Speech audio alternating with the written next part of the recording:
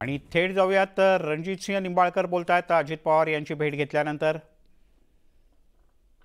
सुरू केलेला आहे आणि त्या ठिकाणी महायुती बळकटीने काम करेल अशा प्रकारची व्यवस्था आम्ही करतो।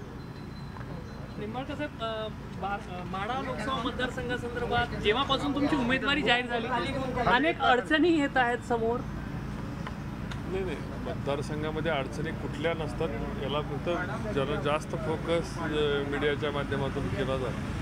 प्रत्येक ठिकाणी आम्ही राष्ट्रवादी आणि आम्ही एकमेकाच्या विरोधात लढलेलो आहे। नगरपालिकेपासून विधानसभेच्या निवडणुका सर्व एकमेकाच्या विरोधात झालेल्या आहेत। त्यामुळे त्या ठिकाणच्या नाराजी वरिष्ठ पातळीवर म्हटलं तर खालच्या पातळीवर ते टप्प्याटप्प्याने बैठकीतून चर्चेतून मार्ग काढायचा असाच विषय होत असतो। आणि माढा हा पूर्वी शरद पवार साहेबांनी लढवला असल्यामुळे त्या ठिकाणी साहजिक आहे की राष्ट्रवादीच्या लोकांची आक्रमकता त्याच्यावर जास्त असते आणि पूर्वीच्या यामध्ये एकमेकाच्या विरोधात झालेले संघर्ष एका क्षणामध्ये दूर होत नाहीत, ते टप्प्याटप्प्याने दोन्ही पक्षाचे नेते आदरणीय देवेंद्रजी आदरणीय अजितदादा दूर करतील अशी मला अपेक्षा आहे। धैर्यसिंह मोहिते पाटील जे आहेत ते शरद पवार साहेबांसोबत जाण्याचा त्यांचा हे लवकरच पक्षप्रवेश होणार आहे, त्यामुळे मोहिते पाटील घराण्यातूनही एक विरोध तुमच्याबद्दल होताना दिसतो।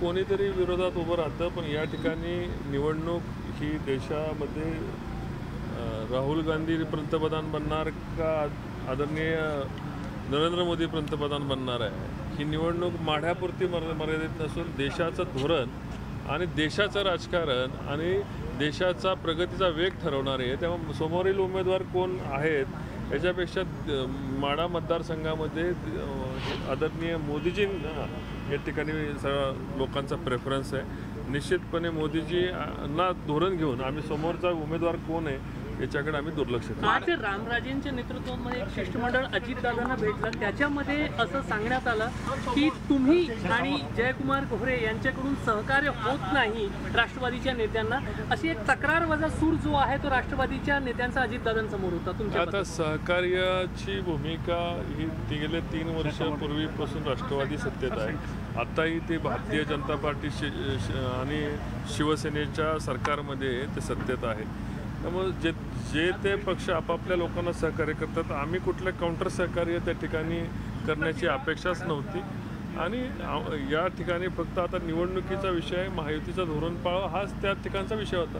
पूर्वीचे उन्हे दोन्हे प्रत्येक ठिकाणी असतात तर ते चालत राहतात। माढ्यात रामराज्य जर मदत करणार नसेल तर ज्या सुनेत्रा पवारांना तुम्ही मदत करणार अशी ठोस भूमिका घेतल्याची चर्चा सध्या आहे। अशा प्रकारची आता कुठलीही चर्चा नाही। निश्चितपणे आमदार राहुल कुल आणि आम्ही खूप जवळचे मित्र आहेत आणि माढामध्ये राष्ट्रवादी काँग्रेसनी मदत करावी ही त्यांची प्रमुख भूमिका आहे आणि त्यांचं आणि त्या संदर्भामध्ये माननीय अजितदादा आणि माननीय देवेंद्रजींचं तो आत्ता व्यवस्थित डिस्कशन झालेलं आहे आणि अशी कुठली आम्ही करणार नाही, आम्ही हे करणार नाही अशी कुठेही भूमिका राहुलदादांनी घेतलेली नाही।